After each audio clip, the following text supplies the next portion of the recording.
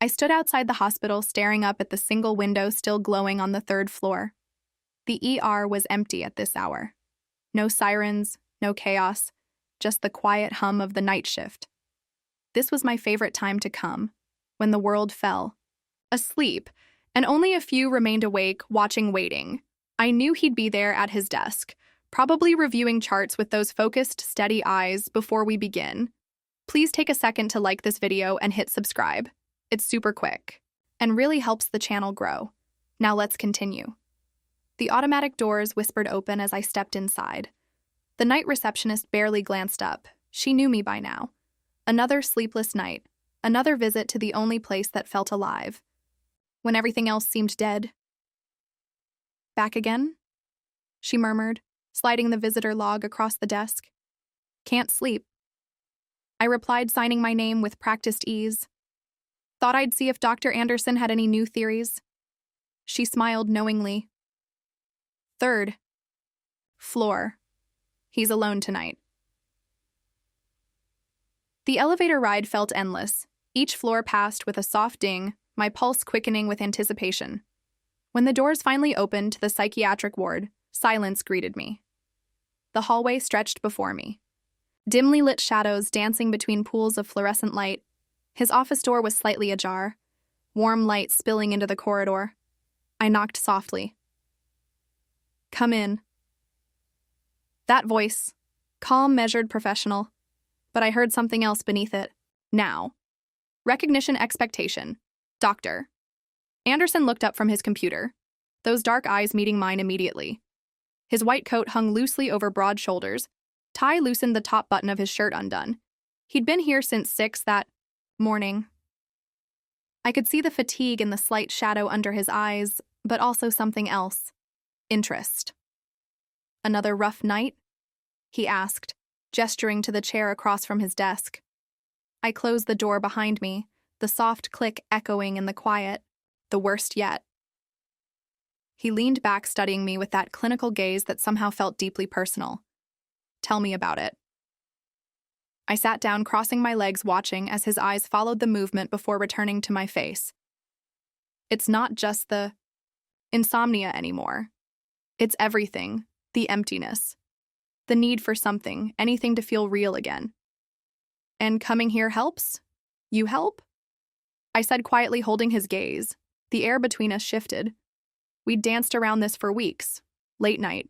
Conversations that stretched into the early hours, discussions that wandered from clinical to personal moments where professional boundaries blurred just slightly before snapping back into place. He stood, moving around the desk to lean against it closer now. You know, there are other treatments we haven't explored, such as. His fingers drummed against the desk. Sometimes insomnia is about more than just sleep. It's about unfulfilled needs, suppressed desires, the body keeping us awake because something essential is missing. I shifted in my chair, warmth spreading through me. And what do you think I'm missing, doctor?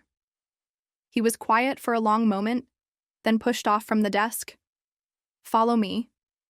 We walked down the empty corridor, our footsteps muffled on the polished floor. He led me past the common areas, past the regular patient rooms, to a section I'd never seen before.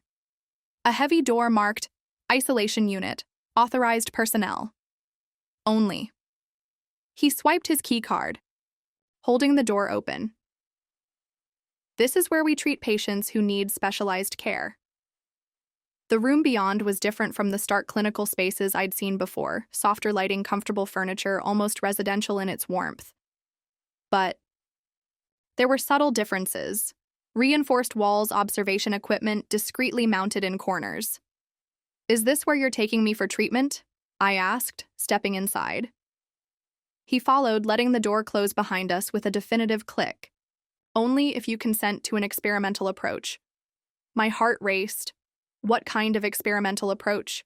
He moved closer, close enough that I could smell his cologne mixed with the antiseptic hospital scent, the kind that addresses the root cause of your condition. The deep unmet needs that keep you awake at night. I looked up at him, seeing the conflict in his eyes, the professional wrestling with something far more primal. Show me. His hand rose slowly. fingertips grazing my cheek. "This crosses lines," he murmured. "I'm not your patient." I whispered, "I'm just someone who can't sleep." That seemed to break something in him. His lips found mine, gentle at first, testing, then deeper as I responded. His hands framed my face, thumbs tracing my cheekbones as he backed me against the wall. "I've wanted this," he breathed against my mouth. "Every night you've come here, every conversation that went too long, every moment I've had to maintain professional distance when all I wanted was what?" I prompted, my hands sliding under his coat. "This," he growled, lifting me slightly. My back pressed against the wall as his mouth traced down my neck. Time seemed to stop. The empty hospital, the late hour, the forbidden nature of what we were doing. It all faded into background noise. His hands were steady but urgent, a doctor's precision mixed with raw need. The treatment room. He murmured against my skin, more private. He led me deeper into the isolation unit, to a room that looked almost like a hotel suite. A bed, soft lighting, but with medical equipment discreetly placed. The contradiction sent shivers through me. "Last chance to change your mind," he said, turning to face me. I answered by reaching for his tie, slowly loosening it further. "I haven't slept properly in months. I think I need intensive treatment." His eyes darkened. "Then we should begin immediately." His coat hit the floor, followed by his tie. My hands shook slightly as I unbuttoned his shirt, revealing the toned chest I'd only imagined during our late-night talks. He caught my wrists gently. "Let me," he said softly, turning his attention to me. His hands were sure as they undressed me, each piece of clothing removed with deliberate care. When his lips followed the path of his hands, I gasped, fingers tangling in his hair. "Still think this will cure my insomnia?" I managed to ask. He looked up, a smile playing at his lips. "We'll have to be thorough to find out." What followed was unlike any medical treatment I'd ever experienced. His touch was everywhere. Gentle, then firm, slow, then urgent. He mapped my body like he was memorizing anatomy. But this was no clinical examination. This was worship. When he finally joined with me, it was with a groan that echoed through the soundproof room. We moved together, finding a rhythm that built slowly, intensely. His medical training showed in how he read my responses, adjusting angle and pressure with scientific precision combined with passionate intensity. "Look at me," he commanded softly. I did, seeing my own need reflected in his eyes. The controlled professional doctor was gone, replaced by a man lost in desire. His movements became more urgent, driving us both toward an inevitable conclusion. When release claimed us, it was with a shared cry that filled the isolation room. He collapsed beside me, pulling me close, our bodies still trembling with aftershocks. "Diagnosis?" I asked after our breathing steadied. He chuckled, pressing a kiss to my forehead. "Acute fulfillment deficiency successfully treated, though follow-up sessions may be required." "Daily?" "At minimum, this is a serious condition requiring ongoing care." I traced patterns on his chest. "What about ethics? Your medical license?" "You're not my patient," he reminded me, "just someone who visits the hospital with insomnia. Though I may have discovered a revolutionary treatment method. One that requires isolation? Absolute privacy is essential for proper administration," he said seriously, though his eyes sparkled with humor. We lay there as the hospital hummed quietly around us, the night shift continuing, unaware of what had transpired. In the isolation unit. For the first time in months, I felt genuinely tired, the good kind of exhaustion that promised actual sleep. I should go, I said eventually, though I made no move to leave his arms. "Stay," he murmured, "for observation." To ensure the treatment was effective. I smiled against his chest. "Doctor's orders?" "Absolutely, I take patient care very seriously." As I drifted off to sleep, actual peaceful sleep, in that hidden room, I thought about all the sleepless nights that had led me here. Sometimes the cure we need isn't found in any medical textbook. Sometimes it's found in the space between professional and personal, in the quiet hours when the rules seem less important than the connection between two people. I woke hours later to gentle kisses on my shoulder. The room was still dark, but I could feel dawn approaching. "How did you sleep?" he asked. "Better than I have in months. I think your treatment worked." "Excellent, though we should schedule regular follow-ups to prevent relapse."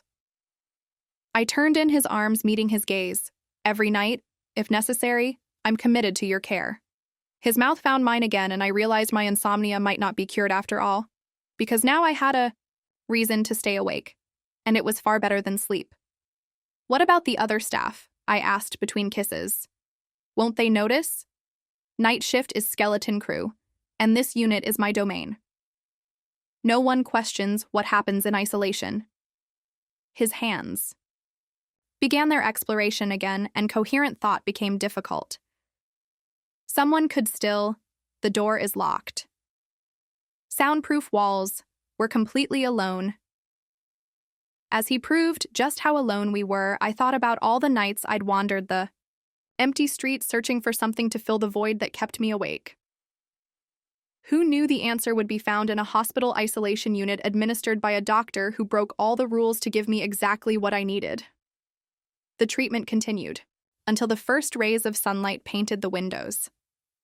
By then, I was thoroughly cured, at least until the next night when my symptoms would mysteriously return, requiring another late-night visit to the hospital's third floor. As I dressed to leave, he pulled me close one more time. "Same time tomorrow? I have a feeling my insomnia will be chronic." I replied, "Requiring ongoing management." "Then it's fortunate you found a dedicated physician," he said, straightening his tie, the professional facade sliding back into place. But his eyes held promises of more unconventional treatments to come. I left through the empty corridors, past the sleeping wards, down to the lobby where the night receptionist gave me another knowing smile. Outside, the city was waking up, but I was finally ready for sleep as I walked home. I thought about the months of sleeplessness that had led me here. Sometimes the cure we need isn't what we expect. Sometimes it's found in the most unlikely places, administered by someone who's willing to cross carefully drawn lines to provide exactly what we need. That night, I slept deeply and dreamed of white coats and isolation rooms of professional boundaries crossed in the name of treatment. And when darkness fell again, I knew exactly where I'd go. Back to the third floor, where a dedicated doctor waited with his own special brand of medicine. The cycle would continue. Sleepless nights leading to hospital visits, unconventional treatments providing temporary relief only for the symptoms to return the next evening. But some conditions aren't meant to be cured. Some are meant to be managed one session at a time in the quiet hours when the regular rules don't apply after. All the best medicine often comes with the warning, maybe habit forming, and I was thoroughly, completely addicted to my midnight cure. Do you think boundaries exist for a reason, or are some meant to be crossed when the cure requires it? What would you risk for the perfect treatment? Tell me in the comments. I read every single one. And if you enjoyed this prescription for passion, don't forget to like, subscribe, and turn on that notification bell. Trust me, you won't want to miss the next appointment. Until then, sweet dreams if you can manage them.